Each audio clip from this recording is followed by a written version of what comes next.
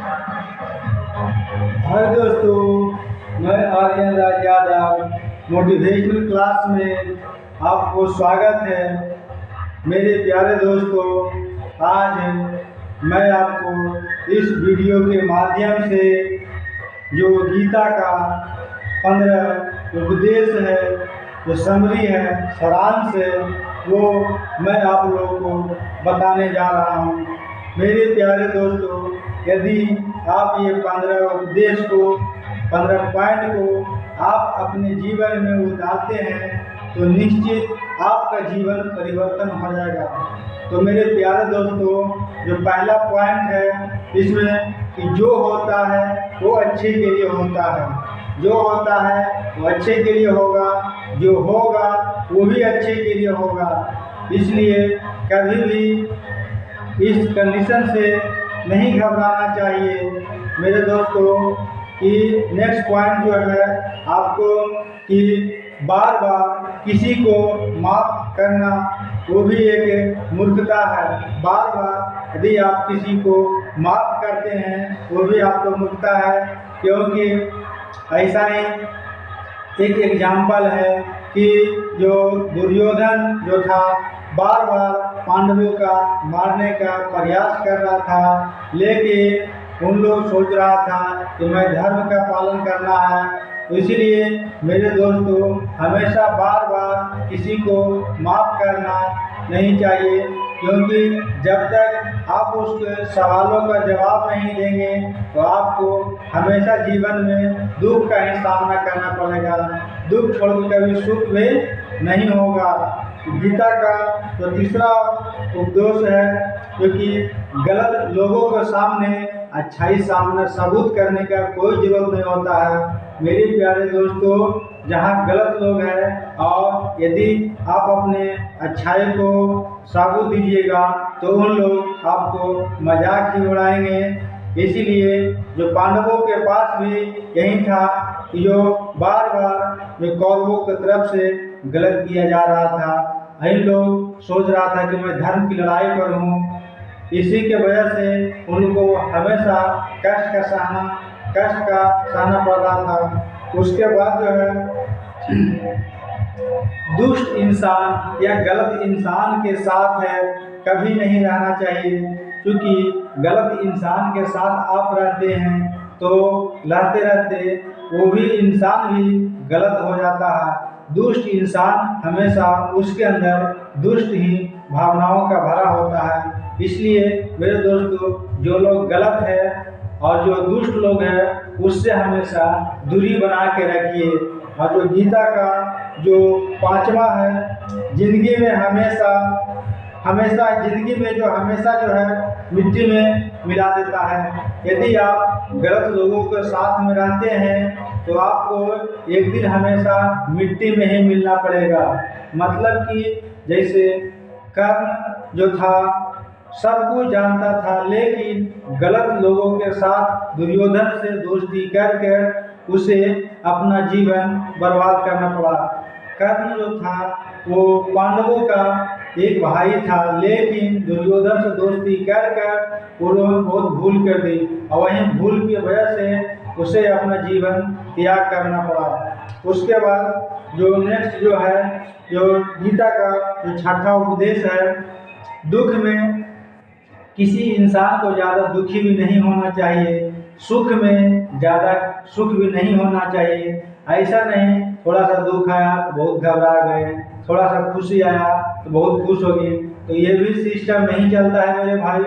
दुख में ज़्यादा दुखी भी मत होइए और ज़्यादा सुख में है तो ज़्यादा सुख में मत होइए, क्योंकि ये जीवन जो है दोनों का पालन करता है। जिस प्रकार नदी में 2 किनारा होता है, एक लेफ्ट एक राइट, उसी प्रकार हमारा जीवन भी है, एक तरफ सुख और दूसरी तरफ दुख होता है। क्योंकि दुख जो होता है हमेशा लंबे समय के लिए नहीं होता है, आता है कुछ समय के लिए आता है, उसके बाद चला जाता है।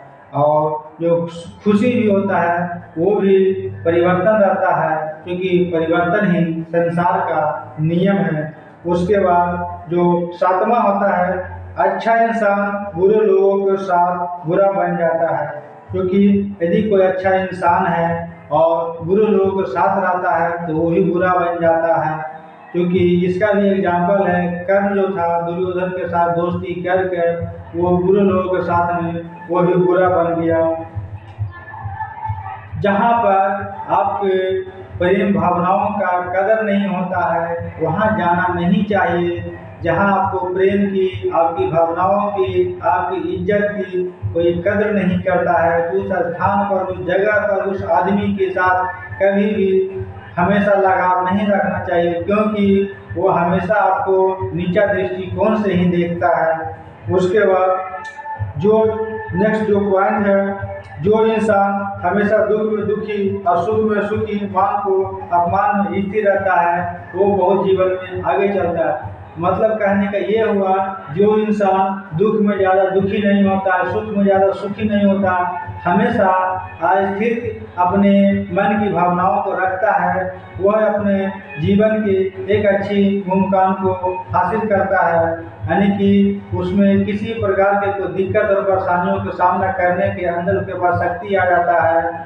ओके, उसके बाद जो नेक्स्ट जो है,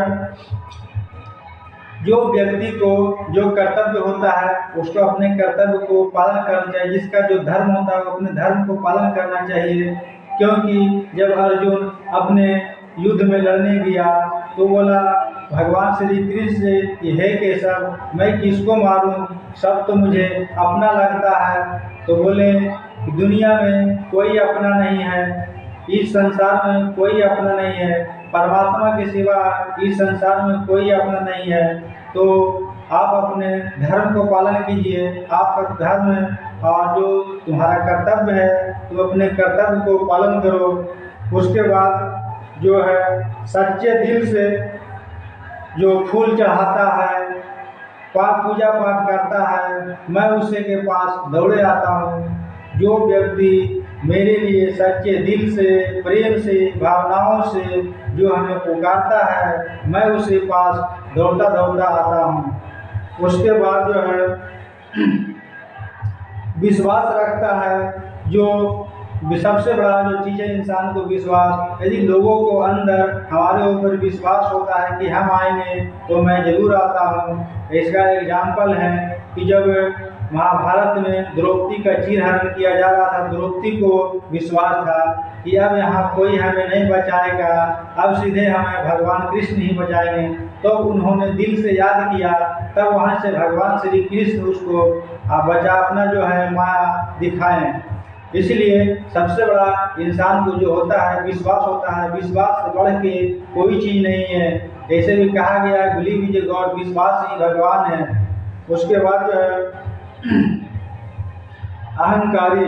जिस घर में अहंकारी व्यक्ति आता है वो घर, समाज कभी डेवलप नहीं करता है, वो हमेशा सर्वनाश हो जाता है। इसीलिए यदि एक अच्छे शासक बनने के लिए हमेशा क्रोध को भूलना चाहिए और अहंकारी नहीं करना चाहिए, क्योंकि ऐसा आता है तो वो राज्य, वो सभा को कभी डेवलप नहीं कर पाता है। उसके बाद जो है, परमात्मा के सिवा जीवन में कोई अपना नहीं होता। यदि अपना है तो वो भी एक परमात्मा, परमात्मा ही अपना है, बाकी सब क्या है, वो पराया है। उसके बाद जो है, गीता का जो उपदेश है नेक्स्ट जो है, जो जैसा करेगा वैसा ही फल पाएगा। मेरे दोस्तों, इसे इंग्लिश में कहा गया टिट फॉर टैट, जैसे को तैसा। यदि आप आम का पौधा लगाए हैं तब आपको उससे आम मिलेगा, लेकिन यदि आप कांटा का पौधा लगाए हैं तब आपको उससे कांटा का ही सामना करना पड़ेगा। तो मेरे दोस्तों, यदि आपको ये वीडियो अच्छा लगा हो तो लाइक, शेयर और कमेंट जरूर करिएगा। Okay, thank you. जय हिंद, जय भारत।